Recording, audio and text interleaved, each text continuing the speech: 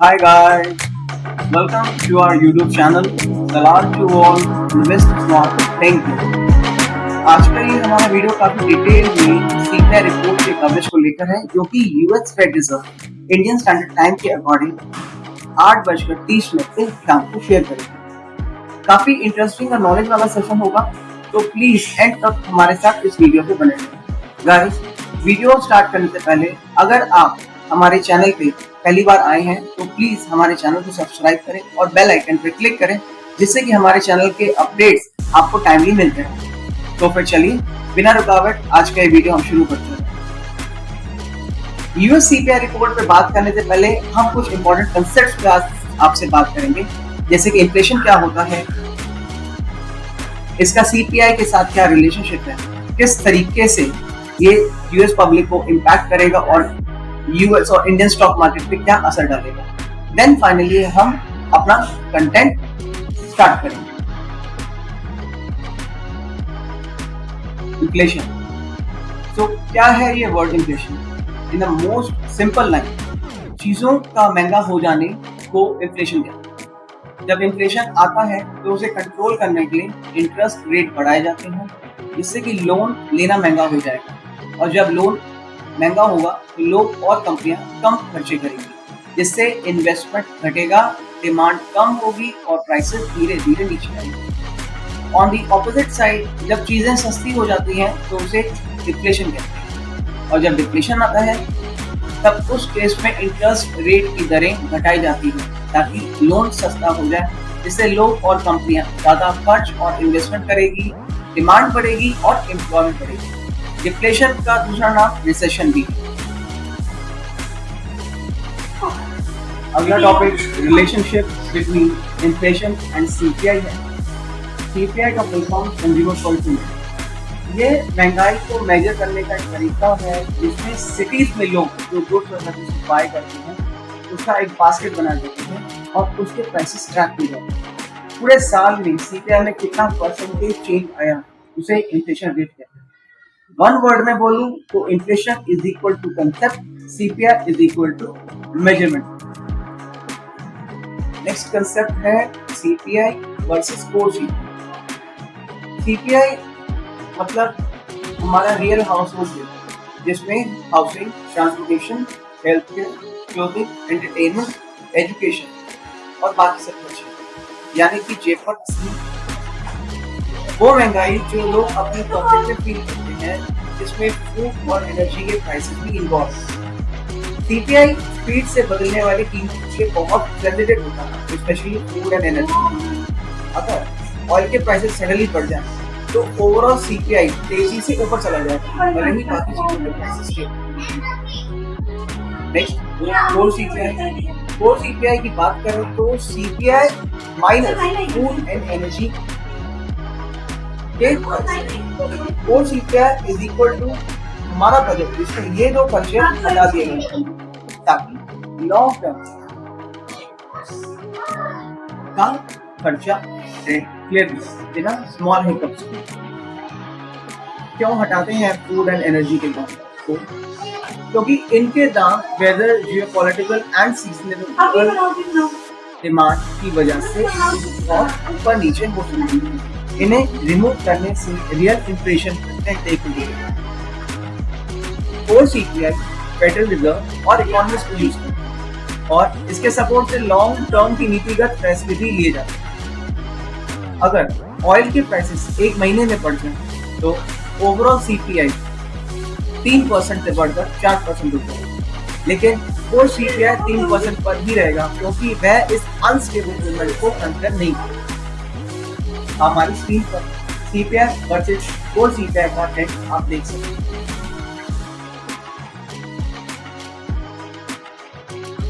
US inflation announcement due है 12 अगस्त 2025 को सुबह 8:30 बजे अमेरिकी समय पर, जिसमें कंज्यूमर प्राइस इंडेक्स की रिपोर्ट आई। इसमें दो चीजें होंगी, सीपीआई और कोर सीपीआई। मार्केट इस टाइम इन्फ्लेशन के प्रेशर के सिग्नल्स को नजर रखता है, स्पेशली हाल ही में टैरिफ बढ़ने से हुई प्राइसेस में अपवर्ड मूवमेंट के बाद। अगर इन्फ्लेशन एक्सपेक्टेशन से ज्यादा हाई रही तो अमेरिकी फेड रेट इंटरेस्ट रेट को टाल सकता है। पीएमआई डेटा दिखाता है कि महंगाई का दबाव अभी भी बना हुआ है, जिससे लगता है कि आने वाले महीनों में सीपीआई 4% से ऊपर जा सकता है। अगर ओवरऑल सीपीआई में महीने भर में स्लाइड जंप लगभग +0.2% और एनुअल बेसिस पर अराउंड 2.8% पहुंचने की उम्मीद है। कोर सीपीआई जिसमें फूड और एनर्जी के अनस्टेबल प्राइसेस शामिल नहीं होते, उसमें 0.3% मंथ ऑन मंथ और अप्रॉक्सीमेट 3% एनुअल रेट से बढ़ने की उम्मीद है। हाई कोर सीपीआई बताता है कि इंटरनल इन्फ्लेशन का प्रेशर अभी भी बना हुआ है, जो फ्यूचर की इंटरेस्ट रेट मॉनेटरी पॉलिसी को डिसाइड करने में अहम है। एडिशनल रिपोर्ट जो सपोर्ट करता है इन नंबर्स को, ब्लूमबर्ग के सर्वे जिसमें जुलाई का कोर 0.3% M1 बढ़ सकता है सीपीआई का, और जो जून के बराबर या थोड़ा ज्यादा है। किपलिंगर के कैलेंडर में भी कोर सीपीआई में 0.3% मंथ ऑन मंथ अपवर्ड का अनुमान है। अगर हम ब्रॉडर इकोनॉमिक इम्प्लीकेशंस की बात करें तो पहला सेक्टर हमारा फेड रिजर्व पॉलिसी, जिसमें अगर इन्फ्लेशन हाई रहा तो फेड इंटरेस्ट रेट जल्दी कट में सावधानी बरतेगा। एस्टीमेट है कि जो इंटरेस्ट रेट कट है वो दिसंबर 2025 से पॉसिबल है। कंज्यूमर में बात करें तो बढ़ती कीमतें स्पेशली टैरिफ और हाउसिंग और हेल्थ केयर जैसी इंपॉर्टेंट चीजों में खरीदने की कैपेसिटी रिड्यूस हो सकती है और डोमेस्टिक बजट पर भी प्रेशर डाल सकती है। मार्केट एंड इन्वेस्टर, अगर इन्फ्लेशन में अनएक्सपेक्टेड जंप आया तो स्टॉक मार्केट में डाउनफॉल आ सकता है, जबकि बॉन्ड और यूएस डॉलर मजबूत हो सकते हैं। ग्लोबल इकोनॉमिक लेवल पे high US inflation sometimes dollar को स्ट्रॉन्ग करता है और ग्लोबल फाइनेंशियल एनवायरनमेंट को शॉक कर देता है, जिससे बिजनेस स्टेबिलिटी, इमर्जिंग मार्केट और कमोडिटी एक्सपोर्ट इंपोर्ट कंट्री पर इम्पैक्ट पड़ता है। आफ्टर रिलीज हमें किन बातों पर ध्यान रखना है? इमीडिएट मार्केट के रिस्पॉन्स, बॉन्ड यील्ड में सडन जंप या स्टॉक मार्केट में up downward movement. Fed authority के बयान, सीपीआई रिपोर्ट के बाद उनके कमेंट्स से अंदाजा लगेगा कि मॉनेटरी पॉलिसी में क्या बदलाव हो सकते हैं। अपकमिंग रिपोर्ट हफ्ते के एंड में आने वाली प्रोड्यूसर प्राइस इंडेक्स और रिटेल सेल्स रिपोर्ट सीपीआई के साथ मिलकर महंगाई की पूरी इमेज शो करेगा।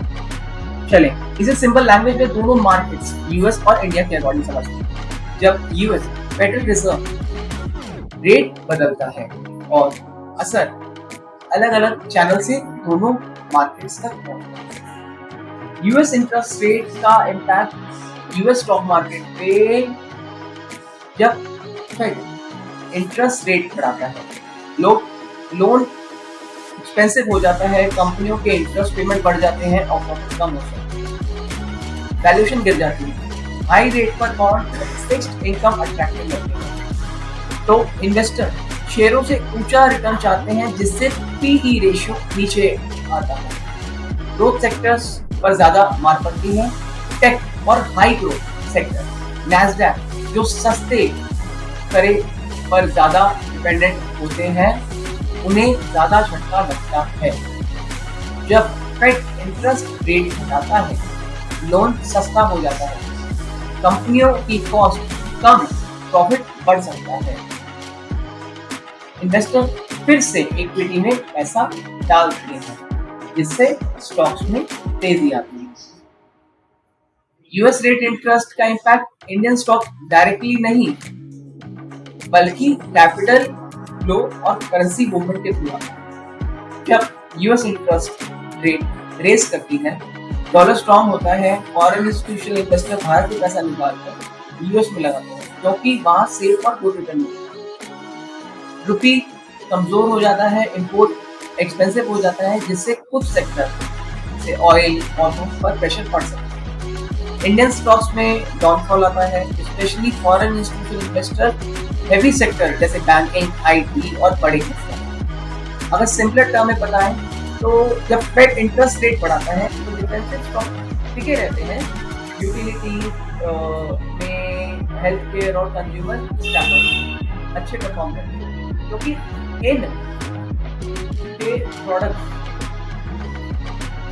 की मांग ब्याज दरों से ज्यादा प्रभावित नहीं होती। शॉर्ट टर्म इम्पैक्ट की बात करें तो स्टैंडर्ड एंड पुअर 500 और नैस्डैक में अक्सर गिरावट आती है। लॉन्ग टर्म इम्पैक्ट की बात करें तो अगर हाई इंटरेस्ट रेट इन्फ्लेशन को कंट्रोल में लाकर इकोनॉमी को स्टेबल करती है तो मार्केट फिर से संभल सकता है। जब यूएस इंटरेस्ट रेट घटाती है तब डॉलर वीक पड़ता है। फॉरेन इंस्टीट्यूशनल इन्वेस्टर्स फिर से इमर्जिंग मार्केट में पैसा डाल सकते हैं। रुपी स्ट्रॉन्ग या स्टेबल हो जाए, चीप इम्पोर्ट इन्फ्लेशन रिड्यूस हो जाता है। इंडियन स्टॉक मार्केट में speedy jump specially foreign institutional investor के फेवरेट सेक्टर। और सिंपल टर्म में बताया तो जब फेड इंटरेस्ट रेट रिड्यूस करता है, लोन चीप हो जाता है, कंपनियां आसानी से फंड अरेंज कर अपने बिजनेस बढ़ा सकती हैं, कंज्यूमर एक्सपेंडिचर बढ़ता है, सस्ते क्रेडिट कार्ड, होम लोन और कार लोन से मांग बढ़ जाती है, स्टॉक वैल्यूएशन बढ़ते हैं, इन्वेस्टर कम रिटर्न वाले बॉन्ड से पैसा निकालकर शेयरों में लगाते हैं, जिससे इक्विटी मार्केट में तेजी आती है। नेक्स्ट डिस्कस करते हैं इंडियन स्टॉक मार्केट का, जो कि ग्लोबल कैपिटल फ्लो और करेंसी एक्सचेंज रेट के थ्रू होता है। जब फेड इंटरेस्ट रेट बढ़ाएगा तो डॉलर स्ट्रॉन्ग होता है। इन्वेस्टर इमर्जिंग मार्केट में से पैसा निकालकर यूएस एसेट में लगाते हैं, क्योंकि वहाँ रिटर्न सेफ और ज़्यादा मिलता है। Foreign institutional investor Indian share बेचते हैं, निफ्टी और सेंसेक्स पे प्रेशर पड़ता है। रुपी कमजोर होता है, इम्पोर्ट एक्सपेंसिव हो जाता है और भारत में इन्फ्लेशन बढ़ सकता है। आईटी कंपनी को वीक इंडियन रुपी से बेनिफिट होगा। Import heavy sector oil, gas, FMCG, raw material cost increase होगा। सेकेंड हम बात करें कि जब फेड इंटरेस्ट रेट घटाता है तो उस केस में जो डॉलर है वो कमजोर होता है। Foreign institutional investor emerging market में ज़्यादा रिटर्न के लिए पैसा डालते हैं। फॉरेन इंस्टीट्यूशनल इन्वेस्टर इनफ्लो से भारतीय स्टॉक्स में परचेजिंग बढ़ती है, जिससे मार्केट में तेजी होती है।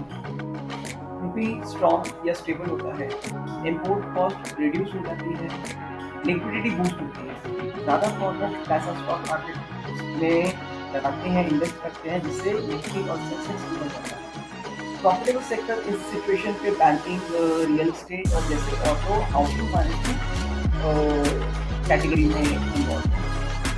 अगर हम हिस्टोरिकल पैटर्न की बात करें तो वो 2022 से लेकर 2023 में फेड ने कॉन्टिन्यूसली रेट हाइक से भारत में बड़े लेवल पर फॉरेन इंस्टीट्यूशनल इन्वेस्टर ने पैसा लगाया। इससे निफ्टी में खासकर ग्रोथ हेवी सेक्टर में तेजी से तेज डाउनफॉल आया। 2020 में महामारी के दौरान जब इंटरेस्ट रेट कट हुआ और लिक्विडिटी का इंजेक्शन यूज किया गया था, ग्लोबल जबरदस्त बुल था, जिसमें इंडियन स्टॉक भी शामिल था। अगर हम मेन की लर्निंग के बारे में बात करें इस एंटायर वीडियो के दौरान, तो high US interest rate is equal to short term में यूएस और भारत दोनों में शेयर मार्केट पर pressure, strong dollar, Indian rupee weak और फॉरेन इंस्टीट्यूशनल इन्वेस्टर का इंडियन से एक्सिट। अगर हम लो यूएस इंटरेस्ट रेट की बात करें तो ग्लोबल लिक्विडिटी इंक्रीज होगा, इन्वेस्टर ज़्यादा रिस्क लेने को रेडी होते हैं और इमर्जिंग मार्केट में पैसा तेजी से आता है।